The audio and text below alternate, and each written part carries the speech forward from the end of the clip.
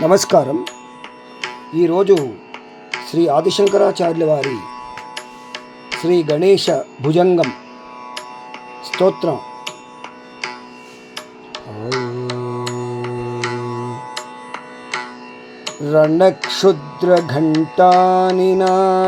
రణక్షుద్రఘంటానినాదాభిరామం చలోత్తాండవో దండ వత్పద్మతాళం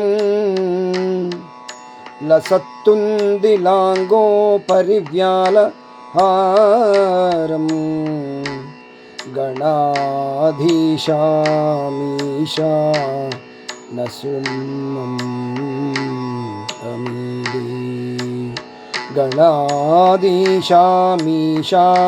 నసూనుం తమీడే ధ్వనిధ్వంస వీణాలయోలాసి వక్త్రం స్ఫురచ్ఛుండ దండోల్లసద్బీజపూరం గలద్ధర్ప సౌగంధ్యలోలాలి మాలం గణాధీశామీశాన సూనుం తమీడే ప్రకాశజ్జపారక్తరత్న ప్రసూనా ప్రవాల ప్రభాతారుణజ్యోతి రేకం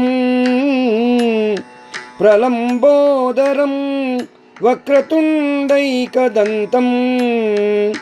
గణాధీశమీశాన సూనుం తమీడే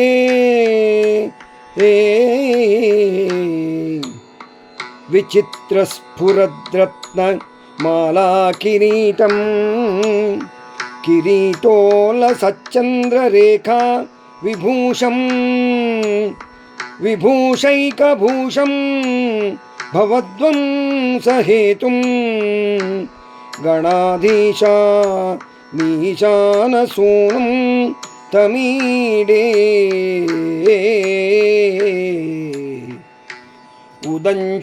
ఉదంచద్భుజావల్లరీ దృశ్యమూలో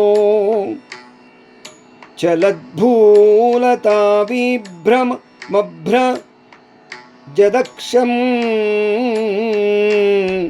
చలద్భూలతావిభ్రమభ్రజదక్షం మరుత్సుందరీ చామైరైః సేవ్యమానం గణాధీశామీశానసూనుం తమీడే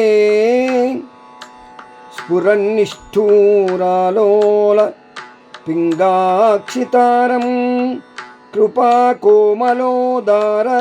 లీలావతారం కళాబిందుగం గీయతే యోగివర్యై యద్గణాధీశామీశాన సూనుం తమీడే యమేకాక్షరం నిర్మలం నిర్వికల్పం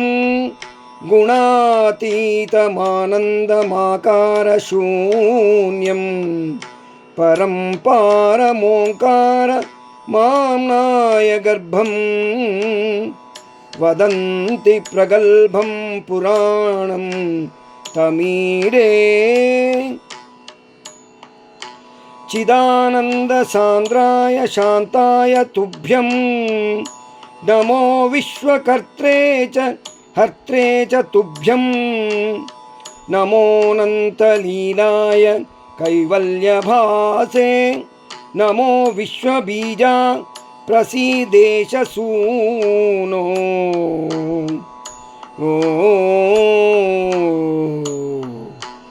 ఇమం సుస్తవం ప్రాతరుత్థాయ భక్త్యా పఠేద్యస్తు మర్త్యో లభేత్ సర్వ కామాన్ గణేశ ప్రసాదేన సిద్ధ్యంతి వాచో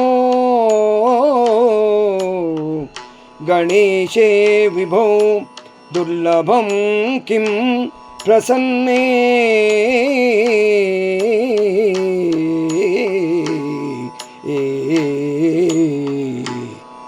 इति श्रीमच्छङ्कराचार्यकृत गणेश श्रीगणेशभुजङ्गम्